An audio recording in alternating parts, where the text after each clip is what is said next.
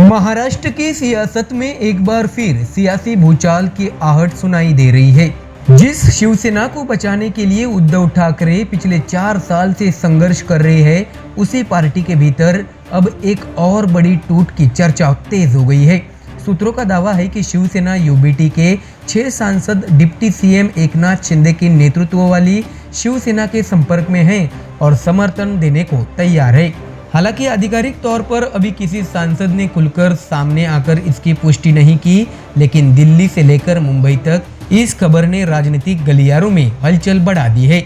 आखिर क्या है पूरा मामला, क्यों बढ़ी उद्धव ठाकरे की चिंता और क्या कह रहे हैं संजय राउत? दर्शकों, देखिए हमारी ये खास रिपोर्ट। जानकारी दे कि महाराष्ट्र की राजनीति में फिर वही सवाल गूंज रहा है, क्या उद्धव ठाकरे को एक और बड़ा झटका लगने वाला है? सूत्रों के मुताबिक शिवसेना यूबीटी के 6 सांसदों ने एकनाथ शिंदे खेमे को समर्थन देने का मन बना लिया है। जिन नामों की चर्चा सबसे ज्यादा हो रही है उनमें संजय जाधव, संजय देशमुख, नागेश पाटिल अस्टीकर, ओमराजे निंबालकर, भाऊसाहेब वाकचौरे और संजय दिना पाटिल शामिल है। ऐसे में दर्शकों, अगर यह दावा सही साबित होता है तो 2022 में हुई शिवसेना की सबसे बड़ी टूट के बाद यह उद्धव ठाकरे के लिए दूसरा बड़ा राजनीतिक झटका माना जाएगा।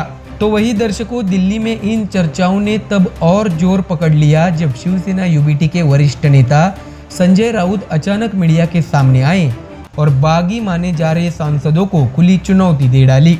राउत ने साफ कहा है कि अगर किसी सांसद को पार्टी छोड़नी है तो पहले जनता के बीच जाकर इस्तीफा दे, क्योंकि उन्हें सांसद बनाने के लिए उद्धव ठाकरे और पार्टी कार्यकर्ताओं ने दिन रात मेहनत की है। संजय राउत ने यह भी कहा है कि अगर किसी को जाना है तो पहले इस्तीफा दे। जनता का जनादेश लेकर दूसरी तरफ जाना लोकतंत्र के साथ धोखा है। ऐसे में दर्शकों, दिलचस्प बात ये रही कि राउत की प्रेस कॉन्फ्रेंस में पार्टी के 9 लोकसभा सांसदों में से केवल 3 सांसद ही मौजूद दिखाई दिए। अरविंद सावंत, अनिल देसाई और राजाभाऊ वाजे की मौजूदगी ने जहां पार्टी की एकजुटता दिखाने की कोशिश की, वही बाकी सांसदों की गैर मौजूदगी ने अटकलों को और हवा दे दी। हालांकि राउत ने यह भी कहा है कि पार्टी के पास अभी तक किसी सांसद के दल बदल की कोई आधिकारिक जानकारी नहीं है। ऐसे में इस बीच शिवसेना यूबीटी के नेताओं ने लोकसभा अध्यक्ष ओम बिरला से मुलाकात कर अपनी चिंताएं भी जाहिर की। अरविंद सावंत, अनिल देसाई और संजय राउत ने स्पीकर को एक पत्र सौंपकर आग्रह किया कि यदि कोई सांसद खुद को शिवसेना यूबीटी का प्रतिनिधि बताकर अलग गुट बताने का दावा करता है तो कोई भी फैसला लेने से पहले पार्टी का पक्ष भी सुना जाए। पार्टी नेताओं ने जोर देकर कहा है कि संविधान, दल बदल कानून और सुप्रीम कोर्ट के निर्देशों के अनुरूप ही कोई कदम उठाया जाना चाहिए। ऐसे में दर्शकों, इस पूरे घटनाक्रम के बीच आरोपों का दौर और भी तेज हो गया है। संजय राउत ने दावा किया कि महाराष्ट्र में कुछ सांसदों को करोड़ों रुपए के प्रस्ताव दिए जा रहे हैं।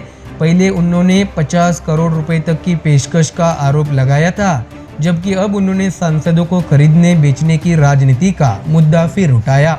हालांकि इन आरोपों पर शिंदे गुट की ओर से कोई आधिकारिक प्रतिक्रिया सामने नहीं आई है। उधर शिवसेना यूबीटी के नेता अनिल देसाई ने दल बदल कानून का हवाला देते हुए कहा है कि केवल सांसदों का एक समूह बनकर किसी दूसरी पार्टी में विलय नहीं किया जा सकता। उन्होंने कहा है कि कानून के तहत 2/3 बहुमत होने की स्थिति में भी केवल मूल राजनीतिक दल के विलय का प्रावधान है, व्यक्तिगत या समूह स्तर पर दूसरे दल में शामिल होने का नहीं। यानी अगर कोई नया राजनीतिक समीकरण बनता है तो उसकी संवैधानिक और कानूनी परीक्षा भी होगी।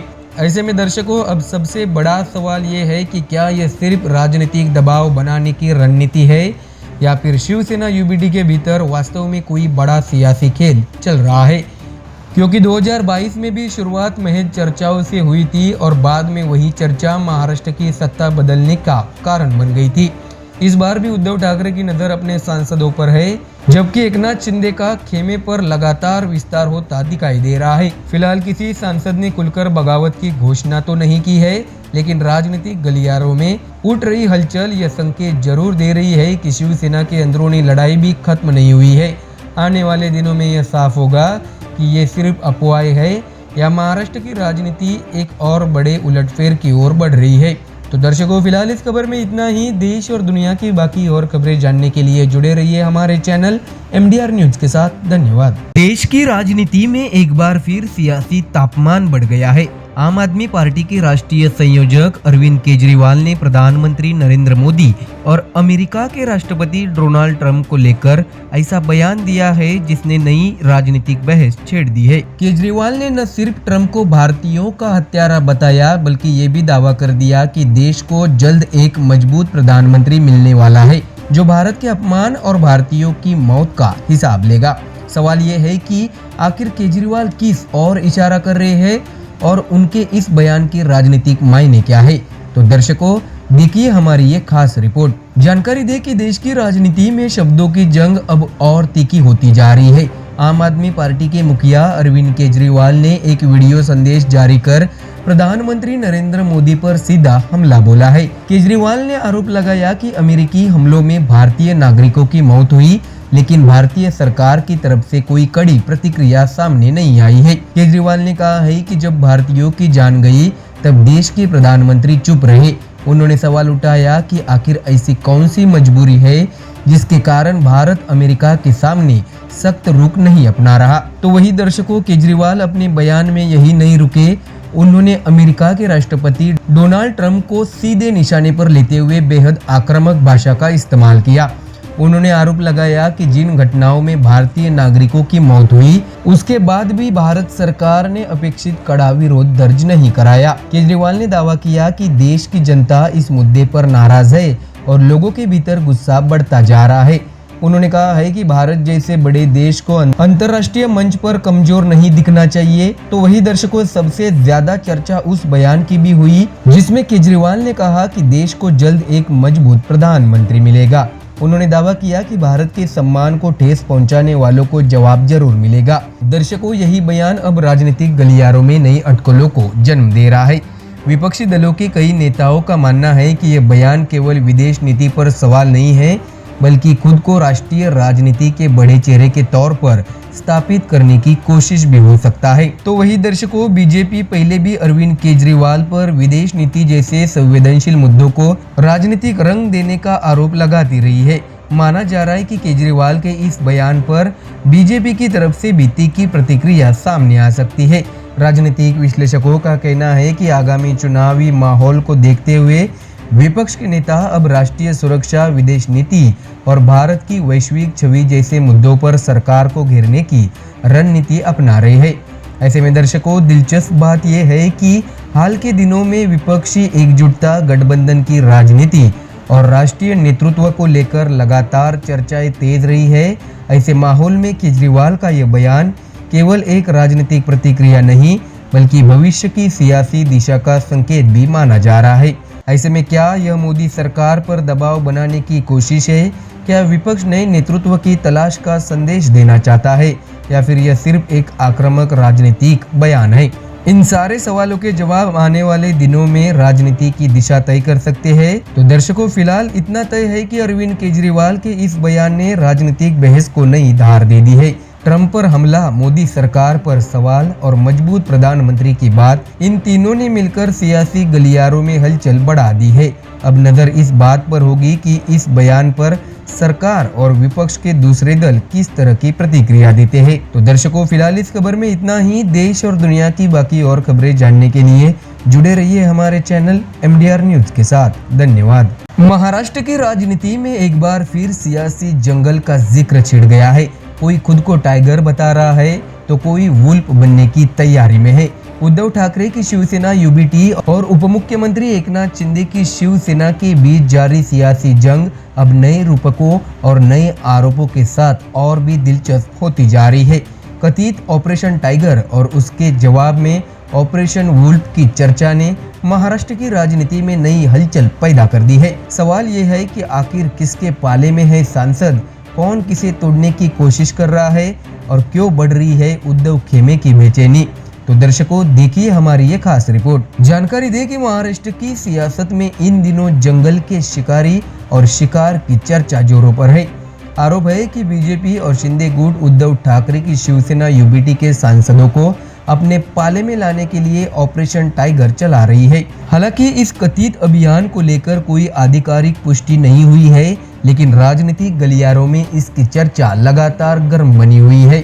जानकारी दे कि इस बीच शिवसेना UBT के फायर ब्रांड नेता संजय राउत ने पलटवार करते हुए राजनीतिक शब्द उछाल दिया, ऑपरेशन वुल्फ। राउत ने दावा किया कि विरोधियों का ऑपरेशन टाइगर पूरी तरह फेल हो चुका है और अब उनकी बारी जवाबी रणनीति के तहत ऑपरेशन वुल्फ शुरू करेगी। संजय राउत ने बताया कि हम खुद टाइगर है, ऑपरेशन टाइगर का कोई असर नहीं हुआ, अब ऑपरेशन वुल्फ होगा। तो वही दर्शकों, राउत के इस बयान पर शिंदे गुट ने भी तीखी प्रतिक्रिया दी है। शिवसेना विधायक दीपक केसरकर ने ऑपरेशन वुल्फ शब्द पर ही आपत्ति जता दी। उन्होंने कहा है कि ऐसी भाषा राजनीतिक संवाद की गरिमा के अनुकूल नहीं है और संजय राउत अक्सर असंसदीय शब्दों का इस्तेमाल करते हैं। बता दें कि दीपक केसरकर ने बताया कि ऑपरेशन वुल्फ कहना बहुत गलत है, यह गंदी भाषा है। जो लोग बालासाहब ठाकरे के विचारों पर चलते हैं वही असली टाइगर है। तो वही केसरकर यही नहीं रुके, उन्होंने बालासाहब ठाकरे की विचारधारा का हवाला देते हुए उद्धव ठाकरे पर भी निशाना साधा। उनका कहना था कि बालासाहब कभी कांग्रेस के साथ गठबंधन के पक्ष में नहीं थे, जबकि आज यूबीटी कांग्रेस के साथ राजनीति कर रही है। ऐसे में इस पूरे विवाद के बीच एक और सवाल चर्चा के केंद्र में है। दरअसल मातोश्री में उद्धव ठाकरे द्वारा बुलाई गई सांसदों की अहम बैठक में 4 सांसदों की गैरमौजूदगी ने कई तरह की अटकलों को जन्म दिया है। विपक्ष इसे सामान्य घटना बता रहा है, लेकिन शिंदे गुट इसे अंदरूनी असंतोष का संकेत मान रहा है। बता दें कि केसरकर ने बताया, जब पार्टी प्रमुख बैठक बुलाते हैं तो सभी को मौजूद होना चाहिए। अगर लोग नहीं आते तो इसका मतलब है कि सब कुछ ठीक नहीं है। हालांकि दर्शकों, संजय राउत ने इन सभी अटकलों को खारिज कर दिया। उनका दावा है कि बैठक में कुछ सांसद व्यक्तिगत रूप से मौजूद थे, जबकि अन्य वीडियो कॉन्फ्रेंसिंग के जरिए जुड़े। राउत का कहना है कि पार्टी पूरी तरह एकजुट है और टूट की खबरें केवल भ्रम फैलाने की कोशिश है। तो वही राउत ने टाइगर वाले राजनीतिक प्रतीक को और विस्तार देते हुए ये भी कहा है कि बाघ को पकड़ना आसान नहीं होता। उन्होंने तंज कसते हुए कहा है कि बाघ को काबू में करने के लिए पहले बेहोश करना पड़ता है, लेकिन शिवसेना के टाइगर किसी के जाल में फंसने वाले नहीं है। संजय राउत ने यह भी कहा है कि बाघ खुले जंगल में घूम रहा है, उसे कोई पकड़ नहीं सकता। ऐसे में दर्शकों, महाराष्ट्र की राजनीति में टाइगर शब्द का विशेष महत्व रहा है। बालासाहब ठाकरे के दौरान से शिवसैनिक खुद को टाइगर कहकर संबोधित करते रहे हैं। ऐसे में ऑपरेशन टाइगर और ऑपरेशन वुल्फ जैसे राजनीतिक रूपक केवल बयान नहीं, बल्कि शक्ति प्रदर्शन और मनोवैज्ञानिक दबाव की रणनीति भी माने जा रहे हैं। ऐसे में अब सवाल यही है कि क्या वाकई उद्धव ठाकरे की पार्टी में कोई बड़ी टूट होने वाली है? क्या बीजेपी और शिंदे गुट किसी नए राजनीतिक समीकरण की तैयारी में है, या फिर यह सब केवल सियासी संदेश देने की और कार्यकर्ताओं का मनोबल बढ़ाने की कवायद है? फिलहाल जवाब भविष्य के गर्भ में है, लेकिन इतना तय है कि महाराष्ट्र की राजनीति में टाइगर और वुल्फ की यह लड़ाई आने वाले दिनों में और ज्यादा दिलचस्प होने वाली है। तो महाराष्ट्र की राजनीति में अब मुद्दों से ज्यादा चर्चा ऑपरेशन टाइगर और ऑपरेशन वुल्फ की हो रही है। दोनों खेमे अपने अपने दावे कर रहे हैं, लेकिन असली तस्वीर तब साफ होगी जब आने वाले दिनों में सांसदों और नेताओं की राजनीतिक वफादारी की अग्नि परीक्षा होगी। फिलहाल सियासी जंगल में दहाड़े भी है और शिकार की तलाश भी। तो दर्शकों, फिलहाल इस खबर में इतना ही। देश और दुनिया की बाकी और खबरें जानने के लिए जुड़े रहिए हमारे चैनल MDR न्यूज के साथ। धन्यवाद। महाराष्ट्र की राजनीति में एक बार फिर सियासी भूकंप के संकेत दिखाई दे रहे हैं। उद्धव ठाकरे की शिवसेना यूबीटी के भीतर उठती बगावत की आहट अब सिर्फ महाराष्ट्र तक सीमित नहीं रही, बल्कि इसकी गूंज दिल्ली से लेकर कोलकाता तक सुनाई दे रही है। करोड़ों के ऑफर और दल बदल की चर्चाओं के बीच अब टीएमसी सांसद महुआ मोइत्रा और शिवसेना यूबीटी के नेता संजय राउत आमने सामने आ गए हैं। सवाल यह है कि क्या शिवसेना यूबीटी भी उसी रास्ते पर बढ़ रही है जिस रास्ते पर पहले टीएमसी में टूट की चर्चाएं हुई थी?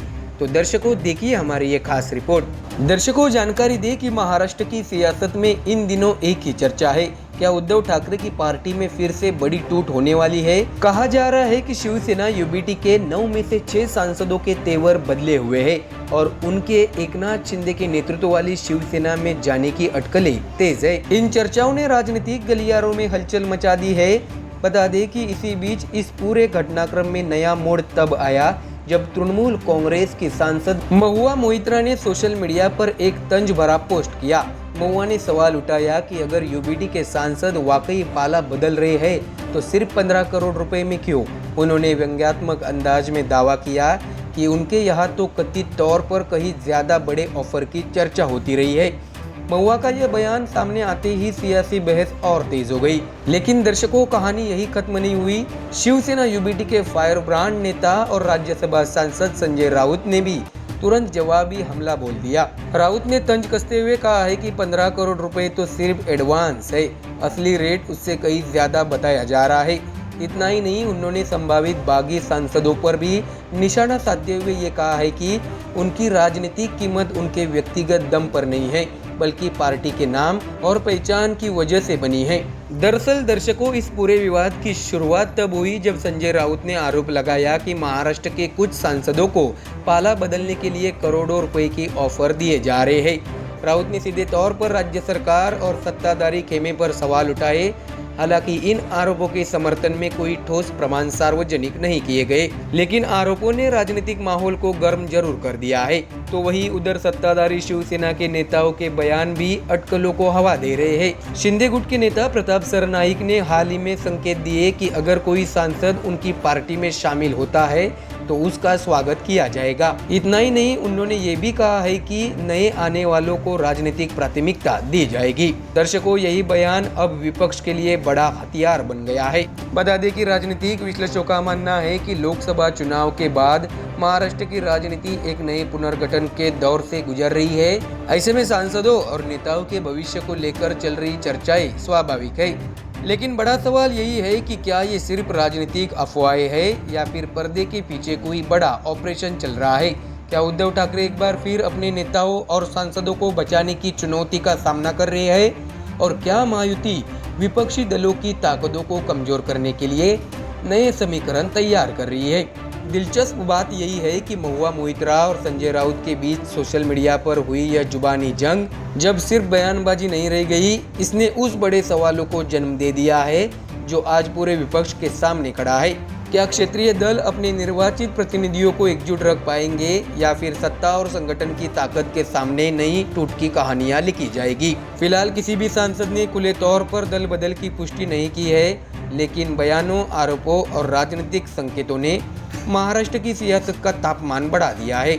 अब निगाहें उद्धव ठाकरे के अगले कदम पर है, क्योंकि अगर ये अटकलें हकीकत में बदलती है तो महाराष्ट्र की राजनीति में एक और बड़ा अध्याय लिखना तय माना जाएगा। तो दर्शकों, फिलहाल इस खबर में इतना ही। देश और दुनिया की बाकी और खबरें जानने के लिए जुड़े रहिए हमारे चैनल MDR न्यूज के साथ। धन्यवाद।